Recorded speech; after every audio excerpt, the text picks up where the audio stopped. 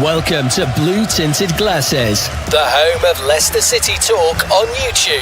Fan debates, live watch-alongs, post-match reactions, and all the Foxes banter you could ask for. Subscribe now and see the game through Blue Tinted Glasses. Well then, Mahrez has made something of that. It's Mahrez! 2-0 to Leicester City! Next to him, Anthony Kanaka finds Wood. Wood should score! Wood finds Kanaka! Yes! Here comes Leicester again with Heskey and Ibbett! Oh, this is incredible! Got Jamie Vardy with him. Jamie Vardy sets off. Jamie Vardy!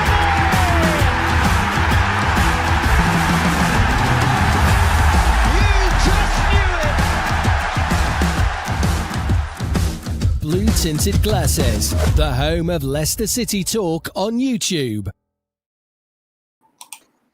Good evening, everyone. And it's a very pleasant Friday night because Leicester City have only gone and beaten the overrated, the overhyped, the overpromised, maybe, Birmingham City. Getting a better saucy here. But it's finished 2-0. And Leicester might not have made any signings yet, but we have on the instant reaction. We've only gone and signed Ragsy, making his instant reaction debut. So I'll give it to you, Ragsy. Got to be happy with that, surely. 2-0 to the Foxes. Happy as you can be. No, I'll tell you what, for tonight as well, like I was really concerned heading into tonight. And first and foremost, I thought the application and the hard work really sort of showed. There was a togetherness in the side to get today. And yeah, okay, like we're lacking in quality and we'll get into that and delve into it for the player ratings and stuff. But you know, credit where it's due with the hard work. It looked like a team out there that wants to play for the manager, that wants to fight for the badge. So at the very least, you can sit here and say that. So, no, happy days. Absolutely. We're also joined by the main man, Manny. He called it before the game. There's a lot of doom and gloom. I was one of them. I'm not going to lie. But Mr. Positivity, right again. 2-0. What did you make of that? Workmanlike. I thought Birmingham were good in possession, but they lacked cutting edge, and we didn't need to do too much. I thought it was quite a streetwise performance. We made the push when we needed the goal. We got the goal. Then I think somebody made an intelligent comment in the chat at the time that there's multiple ways to control a game, and you can control a game without the ball in a weird way. And I felt like even though they had the ball, like you said, in that horseshoe area of the pitch around the box, they weren't really creating too much, and Jakub didn't have too much. One or two moments, of course, but I thought we rode it out well, and then that extra bit of quality at the end just thankfully gave us a bit of relief. Well, absolutely, and as Manny just said there, he's bang on, because look at the stats here. 2-0 it's finished, but Birmingham, just one big chance. They had 11 total shots in the end, 7 corners. That was probably their main story, but did they ever really force Jakub? Was there ever really a true heart-in-your-mouth moment? Maybe on an occasional corner, but I'll be honest with you, for the amount of money that they spent against a very depleted Leicester, Bilal El-Khanou's sitting on the sidelines, I don't think we even got out of second gear and we won. And, you know, I'm not saying that, we're so impressive. I'm just saying I would be disappointed if I was the ownership of Birmingham on that regard. But let's get through to it. So, here was our lineup, and it was basically the same lineup, except it was Jeremy Monga's come in there for Steffi. He's been taken out. Steffi Mavadi's come in. What did you think of the lineup? That meant that Lewis Page kept his place. Ragsy, what did you think? Yeah, I think we're all sitting here saying it, and that was a real concern heading into it, thinking, how's the midfield battle going to go? We saw this sort of like trio start against Charlton, and it's like we did kind of get overrun. A lot of playing in between the lines. I think we did see that to an extent tonight as well, but where Birmingham were in control and in possession. But yeah, like we consolidated and we were compact, and like a workmanlike performance where we just shadowed them out, like pushed in clusters just to sort of like nullify them a bit. And even when they did have spaces, when you look at Birmingham, like they rarely created anything worthwhile, like anything like with any real quality. But still, we put ourselves like bodies on the line there and put ourselves out there and just see it out. So fair credit to them with Biba Samari as well. Like, I think he's probably the most consistent out of a lot. Skip again, like, you know, just a pretty decent performance from him for a change, and this could be a real turning point for him. So. Yeah, it's just like it genuinely surprised me and in a good way. So, yeah. And here was, well, actually, let's get on to the match ratings then. Birmingham, they did give some debuts to Lewis Kumas there that they brought on from the start. But let's get on with it. Let's start with Jakob. I'll come to you, Manny. What did you make of our keeper today? Distribution was better. Didn't have much to do in saving, but what he did do, I think there was one save later on that he did make. Week after week, and especially over the last couple of weeks, you're starting to build even more confidence that he's growing into the role. He looks a big, solid, tough keeper that is getting better week after week. Good stuff. How about you, Ragsy? He's very solid on corners as well. I mean, we faced. I wouldn't be surprised if we faced the most corners out of any team in the championship. But we haven't conceded from one yet. Yeah, I think that's if you were. I'm not saying he's better than Hermansen, but if there was one pointer, you feel a bit more assured and you feel a bit more protected, like someone's hugging you from behind and stuff. With him in goal, and you got that safety net there because he will come and claim, and he will give everything and just sort of like throw his hands just to sort of like get to the ball first. That is his prerogative. That's what he will do. So yeah, from corners, I think he was really tested throughout the game. There was that following the free kick as well, and he had that rebound shot. So there was that in the second half. But yeah, just even with the crosses, I thought his like just placement and stuff I thought was decent. Yeah, like decent performance from him.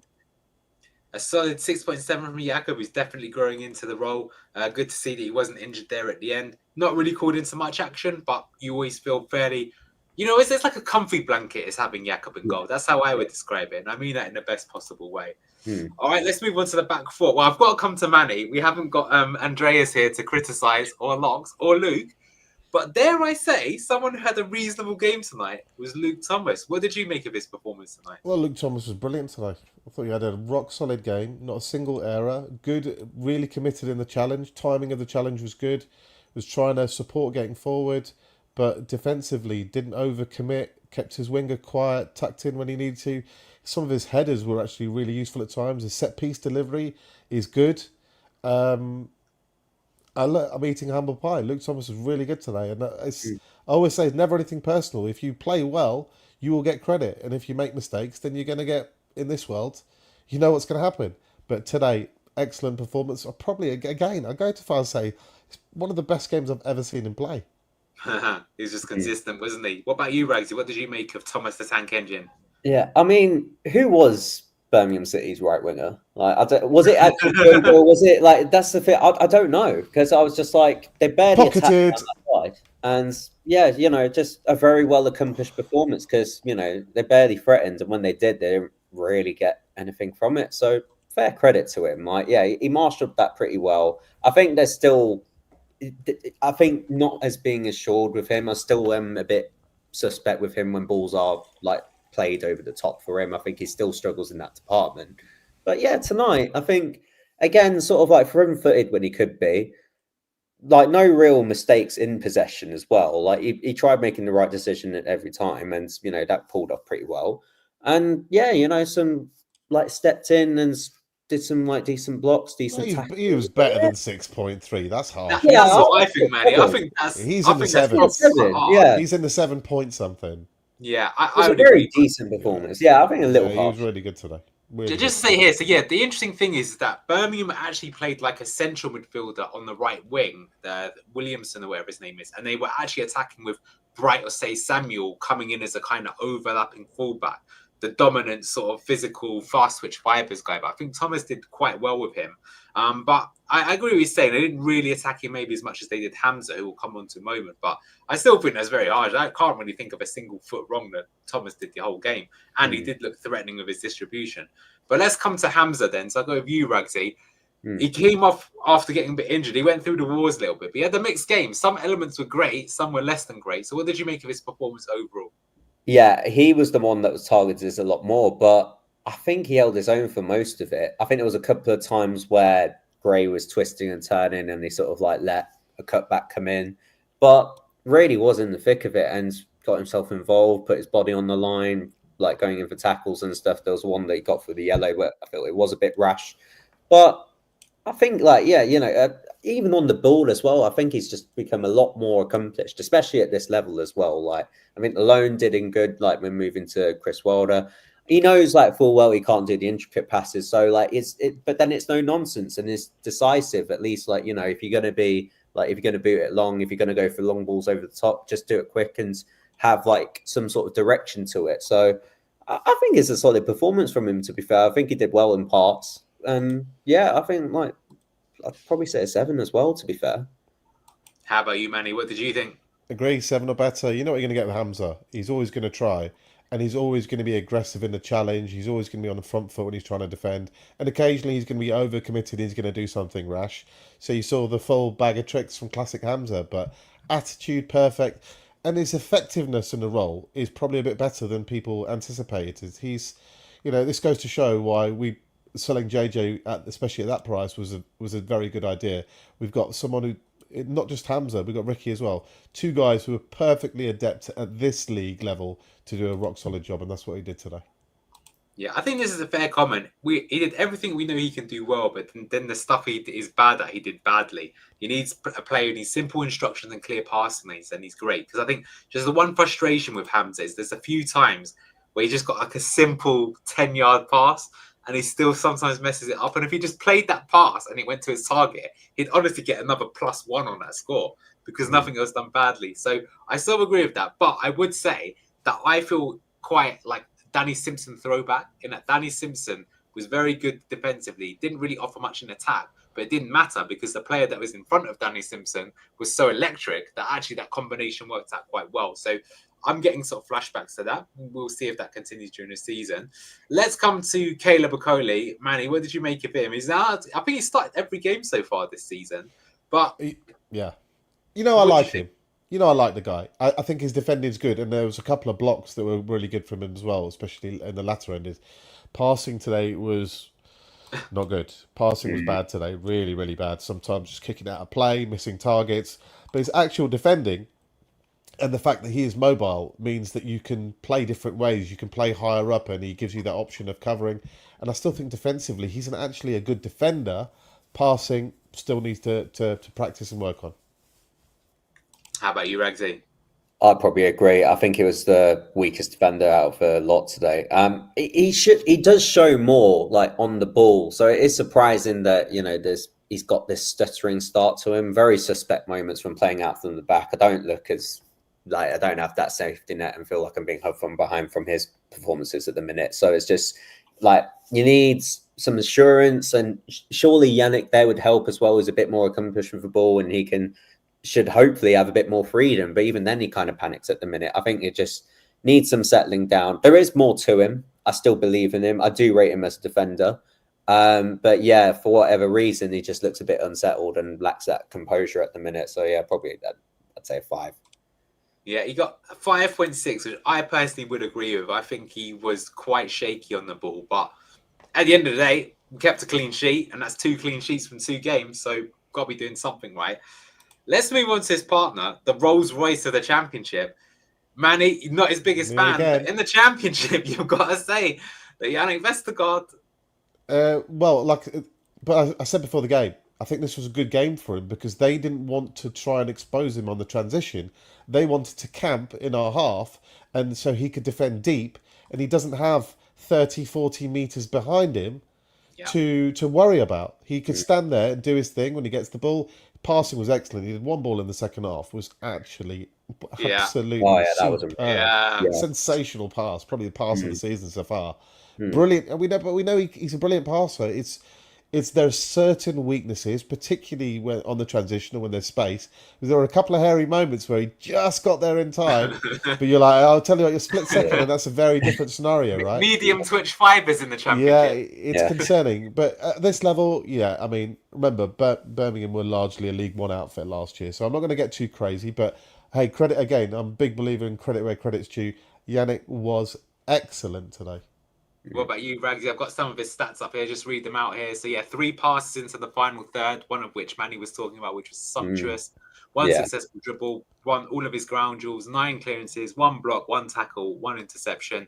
Wasn't dribbled past any times, although he didn't really get into any pop. I agree with what Manny said. We played in a way to nullify the weaknesses. It's a big change from the Preston game.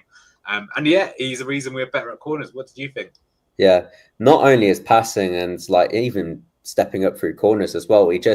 He holds authority with that back line at the minute. He is sort of like blossoming into some sort of a leader, dare I say it, and stuff. But like, and he even said it himself, like, you know, the championship is his level, but he's taking ownership of that and really sort of like stepping into it. Oh my days, seriously. But yeah, passing the cross field ball over to Steady tie. Yeah, we've learned our lesson there. Definitely not No. 3 more years, but Yeah, he is very good in the championship. There's no 2 ways about it. All right. Gonna come to you for this one, Manny, just because I feel like if Manny you're on, you're always gonna get Ollie skip. You realise that. I criticise these guys plenty. So when they have really good games, it's only appropriate that I should be targeted to give them praise, right? So, hey, what a game from Oliver Skip today. I've never seen anything like it in his Leicester City career. For the whole game, high energy, high work rate. You commented that he was actually involved in the game. He wasn't a passenger. He wasn't anonymous. Where the ball was, he was there. He was a mini N'Golo Kante today. He was picking up advanced, he was left, he was right, he was tackling, he was passing, he was box to box, he was trying to support everywhere. Hey, I would say 8+ for Oliver Skip today. What about you, Rags? I got some of his stats here. I mean, these are completely different to last week because last week, as I showed in the analysis midweek, he didn't put any ground jewels, tackles, or interceptions, which is just, I mean, you should not be in a starting lineup for that bad. But this time around, look at that: 4 out of 4 ground jewels won, 2 out of 2 aerial jewels won for a short guy. That's pretty good. 4 tackles, 3 clearances, much better. What did you make of him? Yeah, I mean, with Skip and what we've said about him on this channel, like, and we've said a lot about him on this channel, like, no one wants to see a player fail, even if we disagree with them coming in. All right, you just want to see a midfielder apply himself, and that's really disappointing when you sort of saw from last week against Charlton, and you know, not really being involved in the game at all. Whereas tonight, just complete difference, and hopefully, really now, this could be a real turning point for him, that he could just kick on, have that performance, played the whole 90 minutes and not subbed off. Marty, credit to him as well for like persevering with him and just helping him develop, have like a partnership as well. Like, I really hope he can kick on at this level and we can see more of him and more of this, because, you know, this could really help us in heading into this season, because we have a lack of sort of TMs there. I'm not particularly keen on playing Winks, not because of his lack of quality, just, you know, he just doesn't really care enough. And like, you know, I want to see him care at the very least. So, no, credit to him today. Good performance. Yeah. Let me come to you on this, Manny. I was going to bring your previous comment up on this, Conscious, because I think you make a fair point here. But Manny did say something about this earlier in the show, which I think will answer this. So Conscious says, I'm going to bite here. Skip and Samari come out with great stats, but during the game, was anyone saying Skip was great? The whole first half, we were on the back foot and our midfield did nothing. And you could say that even though these guys do have great stats, like winning challenges, winning interceptions, it's not like we had a dominant, controlling performance from start to finish like we would do under Enzo. However, there's different ways to control the game. So, Manny, what did you make of that statement? And overall, I'll bring up quite a harsh rating for Skip, in my opinion, because way higher than that today. Yeah. It's different. You know, I can see what Conscious is saying. Conscious always makes good points, and I can see what he's trying to say in terms of attacking sense. We weren't creating lots of opportunities ourselves. We weren't imposing ourselves in an attacking sense on them. But there's two sides to midfield play. You know, sometimes when they've got the ball, you've got to be rock solid, robust. Don't let them get through. Close down, cut down angles, cut down spaces. Don't let them get a good chance on goal. And for all Birmingham's possession, how many good clear-cut chances did they get? How many brilliant saves did Jakob have to make today? And a part of that is by doing ugly chasing, closing down, knocking a player off balance, getting a half foot on the ball. You don't not win it clearly, but you're killing their attack. But the high energy is a massive requirement of Marty Ball. You have to have massive energy the whole game, chasing after the ball, hunting in packs, and he's part of that. And today he wasn't a passenger. Today he showed all those things that Marty would want him to do. And like Ragsy said, a good point. Credit to Marty for picking him, because we're like, why are you giving this guy another chance? Well, Marty did give him another chance, and today at least it's paid off. The challenge for him now is make that your standard. Make that every week. Dominate the league like you once did do 4 years ago. And as I say, show people like me why I'm a plonker. And I've got you wrong. Right, let's move on to his midfield partner, which is Bouba Samare. I was pretty impressed with old Boobs today, although I am normally a big fan of Boobs just in general. But Ragzy, what did you make of Sumare today?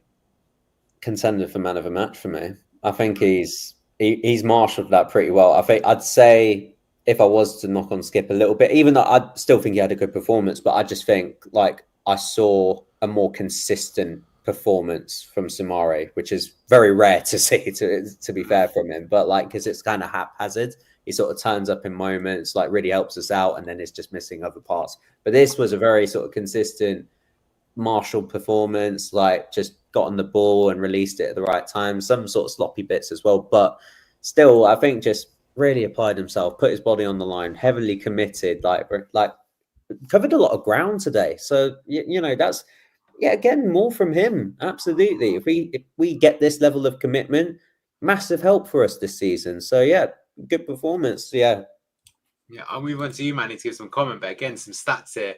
90% passing accuracy with 47 passes, pretty good.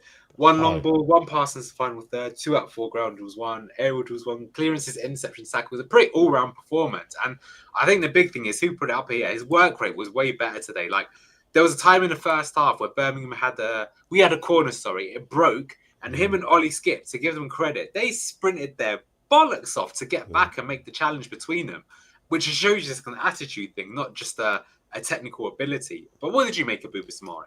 It's always about application with Bouba, and his application was bang on today. And his tracking back. You know, sometimes that's a really good test of how he's doing or how he's feeling. Because sometimes he'll track back and he looks good, and then sometimes he'll just like lazy tracking. Today there was no laziness in any part of his game. He was the Bouba at his very best. You know, I still think there's even more to come in an attacking sense. I think you could do more moving forward still with the ball. But in terms of being a boss man midfielder, which is what we needed now that Wilf's gone, he stepped up tonight. Physical, strong in a challenge, winning the ball. Again, high energy levels. I thought him and Skip had a very similar type of game today in their requirements of what they did, and that there were multiple areas of the pitch. You know, I've always been a believer in Bouba's potential, and again, we've just never seen that consistency. But look, I don't want to go overboard with Bouba, even though I've always supported him, because one good game is, you know, you need to do it 7, 10, 15 games in a row. You know, but we want to see again, you at this level, you have the capabilities of being one of the very best, if not the best midfielder in the entire league, if you could show that weekly basis. And again, that's a challenge for him too. Yeah, I actually saw him smile today, which I've never seen before. It's interesting because Marty did say in his earlier in the week that he sees him as a 6 or an 8, and I think he needs to lead more into that 8 side of him, because still Bouba, I don't think he's ever scored a goal for Leicester. The assists are few and far between, and with that ability, he should be getting them. But let's see. 7.5 is a very high score. He was smiling early in the match, by the way. That's a really good point you make about him smiling. This was early in the match. I think before we were 1-0 up, he was smiling. I mean, if he's looking there, feels like he's enjoying Marty, enjoying being here, and he's in the right mood, then you can see what kind of play you can have on your hands. Exactly. Well, let's move on to Lewis Page. I'll come to you on this one, Manny. So, kept his place despite maybe a bit of a shell-shocked appearance at times against Charlton, and gets his first goal contribution for the club. A great assist. Skip wins the ball back, plays it into the danger space. Page is on it like a flash, plays the ball out to Abdul. Abdul, of course, scores. But pretty impressive for a 17-year-old that is keeping his place. Was taken off, but I would dare say, even if it might have been the right decision to take him off, that would probably look worse with him off the pitch. So, what did you make of Lewis Page today? I love this kid. I think he's got a really bright future in the game, and hopefully a really bright future with us. Again, physically, I remember when he clattered the keeper. I really like that. He just gave a late little dig on 17-year-old lads getting his shoulder and giving the keeper a late little whack. Got told off for it, a bit naughty. He's putting the biggest test for that central midfield area is, can you handle the physicality? And for a 17-year-old lad, I think he handles it brilliantly. There's lots more to come in terms of confidence and passing, but you see him charging, getting himself into those danger areas, charging forward, using those young, energetic legs to support the wingers, to support the attacker. And the bottom line is, he got an assist. And it was a very useful assist by him showing those legs, picking up on a loose ball, reacting quicker than the Birmingham players did around him, and then having the ability to see the option, play the option, not get in Abdul's way for the shot, not too greedy. I mean, 17, you have to remember, 17 years old. And I think for a 17-year-old, this isn't just a 6 out of 10. I think this is some really, really impressive stuff. Really bright future ahead of him. Yeah, what did you make, Ragsy, of Lewis Page? This is why we want to see youth in the team, because they can just be a real driving force, especially when it comes to pressing and quick play and just taking opportunities and, just sensing where you can exploit a weakness in an opposition's build up and go for it. And yes, okay, we can talk about his touch and we can talk about some poor passing and stuff. He's still very raw. He's still 17. Give this lad time, honestly. Already, I want to see more of him. I felt like he's already grown an inch and been in the gym, and it's like he's willing to prove himself. He's willing just to take an opportunity. Like there's like we said on stream, we've been missing a box-to-box profile of a midfielder ever since Kinnan's gone, and we need one back. Even if, let's say, Bilal is reintegrated back into the team, just having that profile in there. So there's a real opening for him. And yeah, at the minute, he is grasping it. Like, okay, some poor bits from Charlton, but massive strides of improvement today from him. I'm impressed. Hey, look, I think this rating is quite generous for him, but I think this is a good comment. I'm not convinced he's ready to start yet, but that is totally okay. I think I agree with that. And I think what you're seeing with a player like this is improving. It's like hyperbolic time chamber, right? It's like you played there. It's like if you went boxing sparring practice with Usyk, you'd get smashed around a lot, but you'd get good at boxing pretty quick because you'd have to be. He's getting better all the time. And I think the interesting thing with him and Bilal is I don't really think Bilal's a box-to-box player. I think he's more of a sort of, in my opinion, more deep-lying playmaker is his best position. But Page, I think, if you look at his movement, a lot of people have said it in chat, they sort of see a sort of young Steven Gerrard in him. Not maybe the technical ability, but the fact that Gerrard would be covering ground all over the place. But be interesting to follow his progress for sure. And as Manny says, it's only just turned 17, and it's good comment here. The stuff he does wrong can be fixed. The stuff he does right, he's got sorted at 17. Exactly. And that is, you've either got it or you don't. Probably. It's an investment stroke gamble, right? It's one like Lewis Page. He started the last 2 games. We've won both games. Yeah. We've not conceded a goal. Yeah. Now people say we scraped through, but that's the beauty of it. We scraped through, but this lad has had 2 valuable hours under his belt, and we've got 6 points out of those 2 games. And today, both assisters were 16 and 17. Both assists. So it's not just giving game time. These guys are actually making real impact on the game to help us get those points too. Yeah. I think the thing with, go on, Maxie, sorry. Yeah, sorry. Saw it yourself when he came off, and we just had that lack of energy, that lack of press. It's like we started losing a bit of control when he came off as well. So even if it's not apparent on the ball, you still see you then notice it when he is taken off and the sort of what you are missing. So the fact that he's bringing that already, fair credit to him. Right, well, let's move on to, I think, the most disappointing player outfield. Ragsy, talk to me. You told me this guy was better than Harvey Barnes. All right, be harsh. Be gentle. Well, look, Barnes is too pussy to play in the Championship. Okay, I'm kidding. At the very least, again, he's worked hard. This myth that he doesn't track back, I think it's just ludicrous because I've always seen that from him. Okay, going forward, fairly poor. But, and we wanted to see more, and we wanted to see him take his man on as well. Fatawu, I can sit here and argue, even after the goal, I think he was also marshalled out at times. I think, credit to, if we're going to give credit to their fullbacks as well. They did look fast twitch fibers. So, it's it happens. He's just come back off a knock, does start, and still gives him solid performance. I think it's, 3-4, that's just ridiculous. Come on. It's a team performance there, and he still did his part. So it was okay.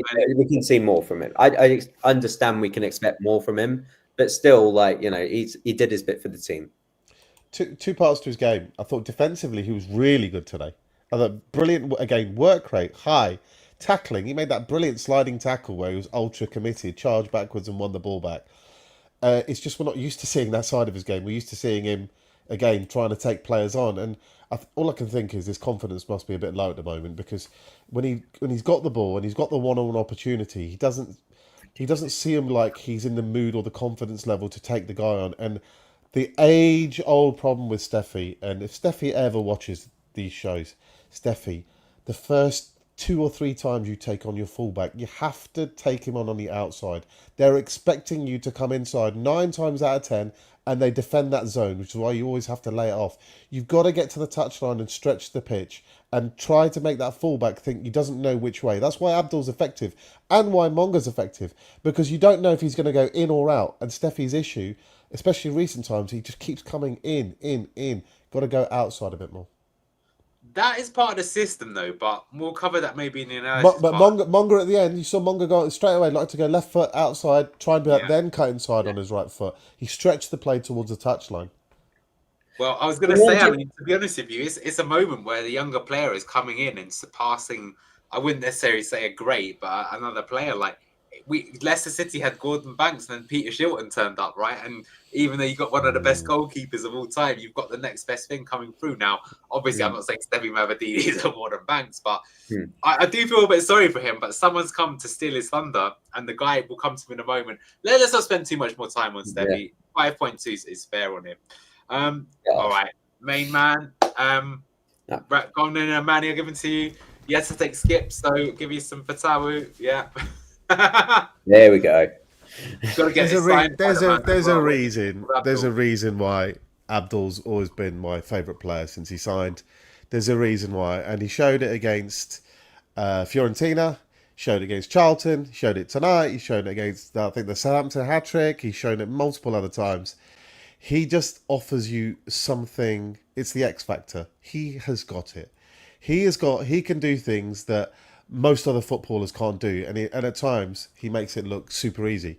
Now, he might have 5 shots and stick 5 of them miles over the bar, but that one that he connects with perfectly is going to hit that top corner. And the key point is, it doesn't matter who you are, where you are, that is unstoppable. It's Championship, it's Premier League, it's Champions League. That's the level of quality that he can produce. I'm actually a little bit disappointed with Abdul today. It's a bit harsh. You know, I'm his biggest fan, I can promise you that. But the first time he took on his fullback, the fullback actually shut him down. And I think he was a bit reluctant to take on the fullback after that. He didn't really want to go. And the same thing I've just criticised Mavadini for. Get the ball and be direct and go for him. I felt he could have done it a bit more today with Abdul. But, I mean, the boy's attitude, smiling. Afterwards, he's taking photos with Ricky in the game. What is there not to love about this? And this is why we always try to promote, you know, young, gifted players, you know, with a desire to show, with an infectious attitude, desire to show you how good they are. And that guy now, we've won both games, basically, off 2 bits of Abdul magic. That's 6 points that Abdul's got us already. You know, how many more points is he going to cost? This comment. So, Contra says, main man, but did he do much bar the goal? We're supposed to be subjective. The goal was nothing special for a Premier League quality player. We scored because Brom screwed up. I'll pass that to you in a moment, Manny, but I will just say that, like, that is Riyad Mahrez in a nutshell. Riyad Mahrez, even during the 15-16 season, there were so many games that he did nothing, and then he just turned up, slapped it in the back of the net. We got 3 points. I don't know if anyone went to the Watford away game. We were poor for 60 minutes. He takes the ball, smashes it top bins, got the 3 points. The title's coming to the King Power. And sometimes that's what wingers are. And I'll come to you in a moment, Ragsy, but I'll just come back to you, Manny, with that comment. Because that is fair to say that other than his goal, what else did he do? But the goal is why he won the match. Yeah, right? I mean, he's not Maradona. He's not going to get the ball and every time you give it to him, he's going to beat 3 players and do something magic.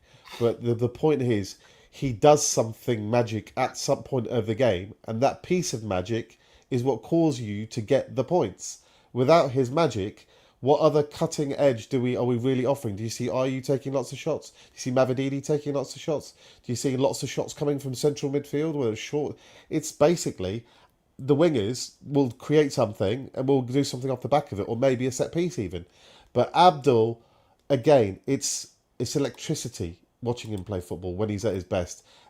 Everybody will be bricking it, and because they're bricking it, even his presence on the pitch, even by not necessarily contributing to the game, because you've always got it in your head, I can't give this boy space. You're always worried about him. You might want to dub up on him whenever he gets the ball. That means other players have freedoms they don't otherwise have. Go on, Regsy. You give me your take on the star boy. I mean, it's just unfair having him at this level. On like, I just, you feel for oppositions that we can just roll out a player like this. Like, and yeah, we can sit here and say like it wasn't even his best performance. He was marshalled by his fullback a lot of the time. He didn't take his man on too much. He could have inverted possibly just to sort of alleviate some pressure and converge into midfield. But still, like from one mistake, and it just shows testament to how good of a player he is. I knew he was scoring.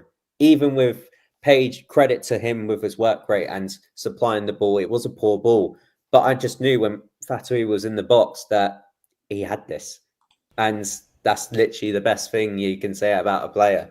And you are just assured that he's going to score. His defensive work too. I saw him make a couple of sliding tackles that resulted in corners for them, a headed clearance. I mean, his defensive work just goes under the radar, and because it's easy to see the left foot flashy stuff, but you forget his 8 ground duels won today. That's one of the 8 highest. ground duels. 8 Yeah. ground duels from Yeah. your attacking creative winger is winning you 8 ground duels. That's insane defensive work for a creative winger. This boy is. I'll probably be in tears whenever the day comes when we lose him. I just love everything about it, not just on the pitch, but remember the feel good factor, the team spirit is only boosted by having this lad around you in the dressing room. Everything about him is absolutely lovable. Yeah, and this is a good point. Is that imagine the fullbacks overlapping Abdul, and we saw Ricardo score a goal today. When I would imagine after the international break that Ricky will come back into the starting lineups, that could be some excitement. I'm going to give good old Uncle Ayu to you, Ragsy. What did you make of Jordan Ayu today? Good performance. Overall, I think some bits are still frustrating, kind of like what people say with Mavididi as well, where it's just slow to release the ball sometimes, some poor bits of hold-up play when really you're overcomplicating it a bit. But still, like some of his trickery, worked so hard. Probably should have had a goal, but I'll give him the benefit of the doubt. It did knock off, like it was a poor pass back from the Birmingham City defender. But yeah, I think the issue is just he's because he's not a number 9 and he drops in. I think it's sort of like coming back to a comment as well with Mavididi as well in the same sort of link up there. Not to sort of like try and I'm just playing devil's advocate here, but it could be a reason that Steffi has to sort of like cut inside just to try and supply Ayu if that's the sort of service that he needs, where he needs the ball to feet rather than arriving into the box. So I think there's still something to work out there. I still think we do need a striker, but he does have a part to play this season, and you can see some of his impact at this level. So it is still a good performance from him. But yeah, it's just you want to see him arriving in the box. That's what I want my number 9 to do, and we just need to see more of that. But the parts that he does do, pretty good. Man, the comments today are so bipolar on Ayu. Like some people like, oh, he's great. Some people like he's cat. It's pretty funny. Very divisive character. Ayu was okay. That makes people sense. say he tried hard, but he stops our system working well. He can't press. I don't know if that's true. We look miles better with Daka up top. That I disagree with. But maybe it's because Ayu dropped back and we didn't have Page as a 10. Ayu's not a prolific striker. He's plugging a hole. What do you make to all of that, Manny? Because I don't know. It's an interesting one. I definitely don't think he's the answer, so to speak. But personally, I think we look better when he was up top than when Daka came on, even if Daka pressed more. But that doesn't necessarily mean as either Ayu or Daka. That could just be the rest of the team facilitating. So what did you make of him? I think he still starts based on what we've got. And it's just a tough one. You're in a quandary about what to think, because what he does do, he wins his fouls, he'll hold the ball up, he'll lay it off a bit slowly, but you see at times where he could release the ball faster and he dawdles on the ball, or where he should pass and square it, he tries to shoot, he's a bit greedy. So you can see pros and you can see cons, but ultimately it's just, as your striker, it's not the kind of profile of player that you want to see, particularly from a team that's hoping to be at the top end of any table. You want to see someone who's going to not bang in 35 goals like Marty said, but show some dynamism. I think that's the word that I would use. Is he's not dynamic enough, but his work rate was excellent. I remember commenting on it as like the 90-somethingth minute, and he's still hunting it down. He's trying. Yeah. And, I've had a pop at him for being the Chagosaurus and being overweight. I think he has slimmed down a bit this summer. I think he's lost a bit of weight. He's more mobile than he was last season, believe it or not. But again, it's it's a patchwork solution. It's not your ultimate answer, and it's such a key area. Is that going to be enough to get us where we want to go? And the jury is very much still out on that, and I think we definitely need more support in that area for sure. Yeah, well, interesting. Marty says he considers him a 9.5 rather than a true 9. So I think he's sort of like fairly accepting of what he actually is. But speaking of Marty, I'll come to you on this, Ragsy. So what would you rate Marty today? Tactically, he got it right, but it wasn't the best performance. It's funny. You can say 2-0 against another team that's going to be pushing for the playoffs, if not automatics. We never really looked in much trouble. Well, maybe some people would disagree with that, but clean sheet. And yet you can't really come away from that and say that was vintage. But at the same time, Marty's absolutely hamstrung, right? He's only made one signing all summer, which is a backup goalkeeper. He's got a star man sitting in the stands, blatantly not giving a shit and protesting, and he's dealt with that pretty well. 9 out of 12 points, I'll come to the table in a moment, did make subs in the game and ultimately saw it out. So tell me, what are you thinking about Marty? Was it a Marty party or lucky Marty? It's Marty doing the best that he can, and with 9 points out of 12, and you look at this squad and our standards of this squad and our sort of views of this squad and what we think of them have just been on the floor. So the fact that he's come in and galvanized his team, got them playing some sort of a system that we can sit here and at least build on, knowing that it's the start of a season with no incomings, well, Bob Begovic, all this sort of like mysterious nature as to what the hell King Power are doing, all this like commotion around them and just no real clarity on any sort of situation. Like, get behind this manager, and he should be the last to blame if anything goes wrong, because the fact that he came in and had to pay part of his compensation to get into this role just shows you how committed that he is in terms of wanting to turn this culture around. He's the one that can be the protagonist to sort of build this club forward into what it could potentially be, whatever regime that you want to think of it, whatever sort of direction you think we need to be heading in. But he has the right principles. The only thing I will say, and this is kind of outside of football as well, shouldn't be too much of a yes man. I don't want to see him sort of like hiding for the boards and sort of like a belittling sort of, well, not belittling, but just sort of like playing down the sort of like excuses, thinking, oh, I can work with a small squad. Bullshit. All right. You want players, you want options, be directive, go in with a plan, be like, right, this with recruitment, this with the hierarchy, I want this all sorting out.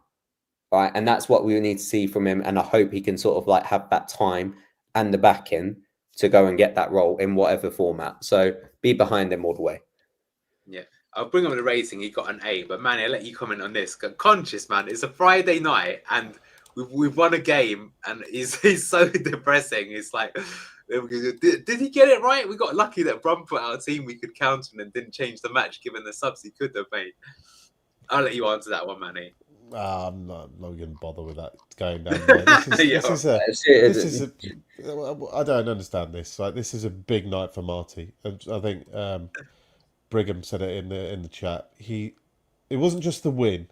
It's the clear demonstration that the squad are buying into the manager. We sat here on this channel, we complained about Cooper. No identity, players don't know what they're doing, the positioning's all weird. We complained about Rude, just going through the motions, selections, awful, players don't know what they're doing, they look like they've got no confidence. Today showed, by the pure, one thing we've said consistently about all the players was the application and work rate of all of them. And to play Marty way, you've got to, this is the problem that Man United are having, can you convince players to work their arse off for you? For whatever reason, some players will, some players maybe won't. But everybody did today. That's a huge win for a manager, that everybody is buying into what he's saying. And those ideas are starting to translate. I think we sat here, we complained about Cooper, we complained about Rude, we complained about Wilder, we complained about Dyche, we complained about Martin, we complained about all these other names we were linked with. But when we got to Cifuentes, we didn't complain. Because we understand what he's trying to do. We like that idea. We think it will translate to the Premier League should we go up. And he's trying to rebuild. The key point is he has signed nobody to help his own idea. Not one. So he's having to take someone else's players, someone else's squad, someone else's idea and rework it, revamp it. And like Enzo did, with his relegated team, this guy is also revamping a relegated team, and today was More again a than that, clear Manny, as demonstration well. of that. Just to interject there as well, it's not only that, but he could have brought on Harry Winks. He didn't, and he could have selected Bilal in the squad, but didn't. Now you could say that they're mistakes. You could say that's how he could have improved the game. But I actually respect someone that's saying to him, "Goes, you guys don't want to be here, so fine, I'll play without you, and I'll still make it work. I'm going to play a 17-year-old Lewis Page then in that position. He will work hard for me. He is going to make mistakes, but I'll still get the win and I'll improve my team. And the people that believe in me and do want to be here, I will turn into a team." Now that's a risky tactic, but if you can get it to work, the buy-in you're going to get, especially from those young players, some other people saying that he's seen as a father figure. So what do you guys make of that? Because that for me is a very big risk, but if you can pull it off, that is how, especially during the formative years of you as a professional, it will really bond you. It's a lot like how a lot of those Arsenal youngsters, when they were coming through, like Fabregas will never speak badly of Arsene Wenger. You know he won't, right? Even if he might have had more success at other teams. What do you think about that aspect? Because he could have used those players. And to be honest with you, the correct thing to do would have been to put on Harry Winks, but he didn't. This is a real vindication for him. Like, I wanted Luke Thomas, Vestergaard, Skip not to start, and all three of them started, and they played well. And the easy thing to do, we've all been screaming, Winks has been better this season than Skip, and we've seen Skip started, not work, come on, not work. But Marty is clearly watching him in training during the week, saying, no, hold on, there's definitely something to work with. Hold your horses. There is a player here that we can work with this season. Just got to, put our arm around him and show him that confidence. Maybe enough managers have dropped him on the bench or from the squad. Maybe this is the way to get out of him, saying, do you know what, I believe in you when others don't. And tonight, he got rewarded with that kind of belief. So as a massive, vindication for Marty and the psychology and his man management and all those other aspects too. So, it's a pie in the face for people like me who complain about some of the team selection so often. The key thing is can those players deliver it week after week? Yeah.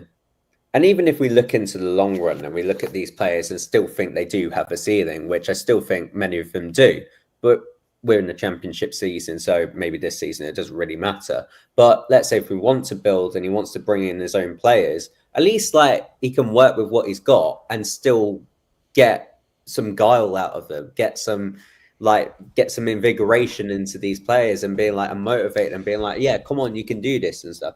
Or just look at what he has and adapt his system and adapt his morals and adapt in-game tactics to those around him just to suit them better so that they feel a bit more assured, they feel a bit more comfortable. And then when we do have the ball, we give it to sort of quality players and they can kick on as well. And then we slowly start to see more patterns of play, more ideas coming through from him, seeing training drills come to life. And it's a slow process as well. There's been a lot of sort of stagnation there that he's seeing with the squad. He's already sort of built up the morale already. It will take a couple of months until we start seeing the full flow. It was like this with Enzo, where we didn't really see it come in full flow into this season. So it will take time. We do need the window to shut so that we know he knows what he can work with. But yeah, honestly, I'm fully behind him, man. Just his morals, his principles. Let's move it on if you don't mind, just because I'm sure Fox's Den will be a lot about that. Sorry, good morning, Foxes. So you can have your say on that. Let's rattle through the rest of it pretty quickly. Referee got a 4.6. What do you make of him today? I mean, Rubbish. Inconsistent. We got away probably with a red card that should have red carded Ricky. He should have red carded Ricky. That was a horrible challenge. Completely missed it. They missed a lot of other things as well. Some of the pulling, the grabbing of shirts, the little dirty professional sneaky fouls that they missed. Yeah. It was terrible. And then punished us for when we tried pulling shirts and stuff. And and even if it was barely anything. Daka was getting fouled quite a lot, and he kept giving a free kick to the other side. I was like, what?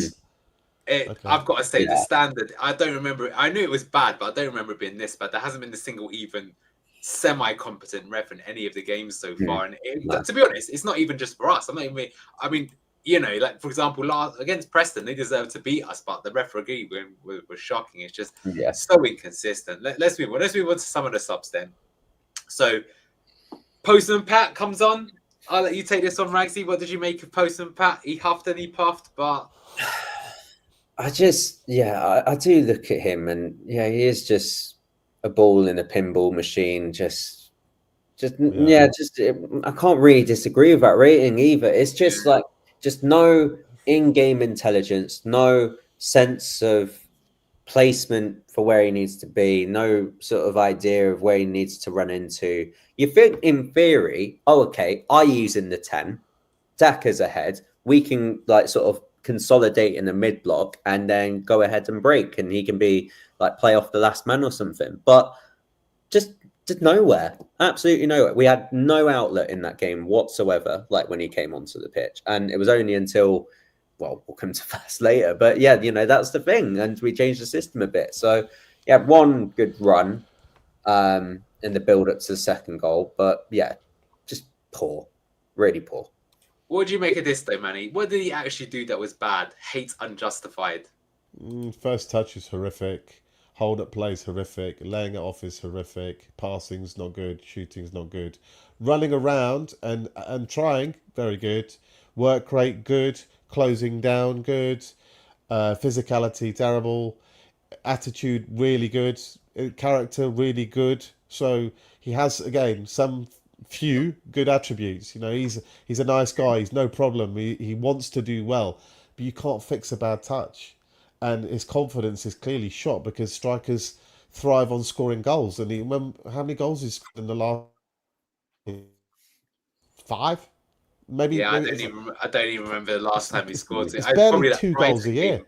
Yeah, over a year ago. Yeah. But so how can you have confidence? What Peter Walker says it is probably true. He did more than the 2 number 9s Birmingham brought on.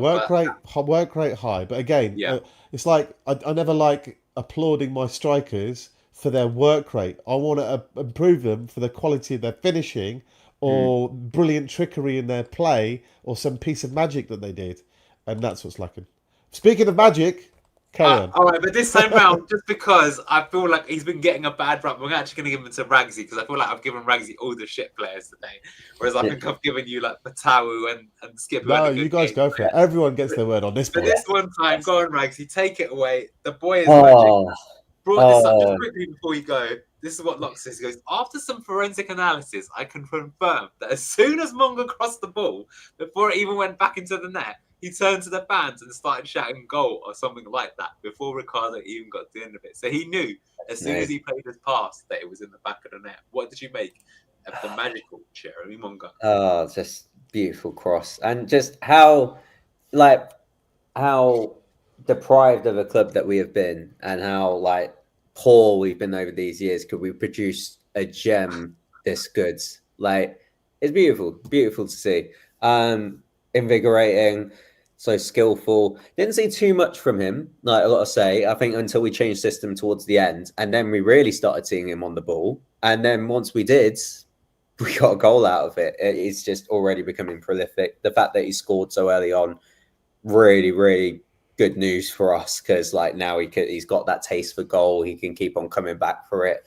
I mean, yeah, the ceiling for this guy. I mean, congrats on his England under 17s called up as well today as well. Got that today, and you can see him. You can see him in the future. You just pace with the ball, like his dribbling, his technique, his decision making already is just astounding. Yeah, that's scary good, man. I don't get that. How Buzz says he's an AI. Gray never got that. Gray's never got to that level. For all the talent that he had, like Gray it never clicked for him. It's clicked already for him at 17.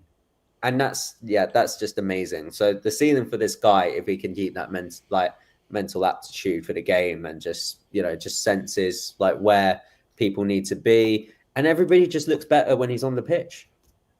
Already. Take it away, Manny. Glaze him up. Mate, David Copperfield better watch out because this boy is such a magician. They're going to give him his own Vegas show. This boy is pure magic. Left foot, right foot, change direction to the left, change direction to the right. The ball remains under brilliant control. The defender can't respond as quickly as he can change direction and turn. But it's not just the turning. He's got control. He's got the quality at the end of it to either find a cross or, as we saw against Preston, shoot. We've seen goals from his junior career. He can shoot left-footed. He can shoot right-footed. We've seen today he can assist right-footed. He can cross left-footed. Where's the weakness? he's What not about just all the that. tricks, Manny? The boy's Yeah, got a different trick do you remember every that? time he's on Do you the remember ball. that double You know drag what back one with trick it? wonder? Do you remember that double drag back Yeah, nutmeg he did on the yeah, yeah. touchline the other week? You're like, Oh, oh, this is sickening mate, stuff. Like this is get out. this is Real Madrid, Barcelona level stuff you're seeing from a kid this age, and that's you forget he's not just 16. He just turned 16. Like he must be 16 about a month ago, not very long. What a talent! What a freak!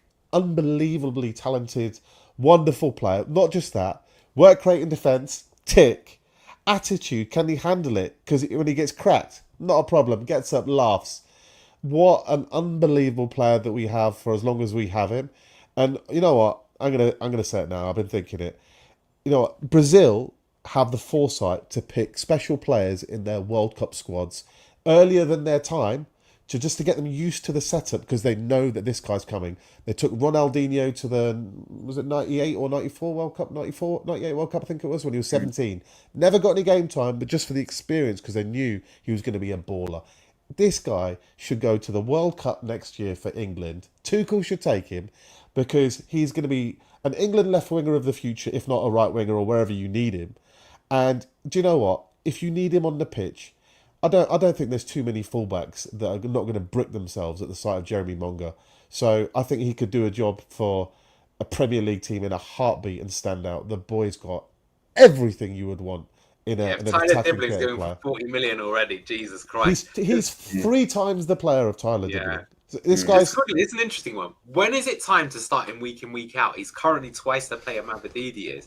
I mean, at the same time, I don't think it's unhealthy to use him in the way that he has been used because he makes an impact, right? That doesn't mean it's not time to start him, by the way.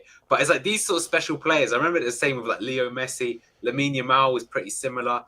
Players like that, they always, when they come on, you can tell that they're good, right? But it's sometimes like if you rush them, they will still be good, but they're actually really good when the game is a bit tired. And you don't need to worry about it. You know, eventually they're going to come into the first team. They're just going to get better and better. But what do you think of that, guys? Is it time to start him already? Rotate him? Use him as we've been using? I think Mike's doing a good job of him so far. in terms of playing ability, he's the best left winger in the team. There's no doubt he would play on talent alone. But for you younger viewers, you might not remember, there was player Jack Wilshere. Jack Wilshere was 16-year-old, played for Arsenal. Arsene Wenger brought him through, an exceptional player, talent. Was running rings in one game around Xavi and Iniesta in the Champions League at a super young age. And in his first full season, Wenger played him 50 games in all competitions. He was just so good. You know, he said he's so good, I can't take him off the pitch. You know, he's brilliant. But you pay a price for those games. He picked up a massive ankle injury at the end of the season and then progressively got more and more injuries. And by 23, he was almost finished as a footballer. We do not want to do the same with Jeremy Monga. We need a reputation of being able to handle young super talents in the right way. And as much as the temptation is there to play him all the time, and you know, I was screaming during the watch along, get him on, get him on, get him on. So you just want to see him all the time. You have to be smart and sensible and resist that temptation and do what's right by the player. The manager's doing a good job of him. He is. You saw it with Phil Foden and Guardiola, yeah. The kid's ready to play. The kid's ready to play every game. But you have to just hold him back because his body naturally adapts as the years go along. And they'll have that medical team which will know what workload is optimum, and that's the key word here, optimum, and find that balance, and that's what they'll do. All right, Ricky P comes back into the team. Should have got sent off, but instead scores the winner. Manny, what do you make of the return of our captain? Should have been off. Should have been off. Look, I'm fair. I'm reasonable. If I was a Birmingham fan, I would be kicking up a monster stink, saying that is a disgusting challenge. You could have snapped his ankle, totally reckless, unnecessary, off his feet. Could have been a penalty. It was close, but it was a free kick. And he shouldn't have been there to score the second goal. It could have been a different game with, I think it was 76 minutes on the clock or something like that. Yeah. Could have been, with added time of 8-9 minutes or whatever, that could have been another 20 minutes to go and they're against 10 men. It could have been a very different result. So we got away with one. But on the flip side, you know, we often have bad things happen to us too. And Ricky, as an attacking sense, you see the difference between him and Hamza. You see the anticipation and the understanding how to arrive in the box late as a fullback. Hamza doesn't do that. And so just reminds you that Ricky offers you something else. And he's still he's still a damn good player, Ricky, when he is fit. Mm. What did you make of him, Ragsy? Yeah, honestly, just so accomplished it. Like, just as a footballer, just takes every game by the scruff of the neck. Yeah, he should have been off. Like, there's no question about it and stuff. And Birmingham City fans are right to feel the grief from it because he's the one that scores the winner. But moving that aside, like, to arrive late into the box, to sense an opportunity, to just be there. He's been there for us so many times just to sort of like arrive late into the box when there's an opportunity and peel off his man. And just again, just when we're building out from the back, just a lot more control, a lot more assured. And rightfully, he's club captain as well. And, yes, like, he may like miss a whole stint of games and stuff with his sort of ongoing injury issues. He's not the player that he once was post injury, but like, still, I think he still brings so much to us. He'll bring so much to Marty's system as well.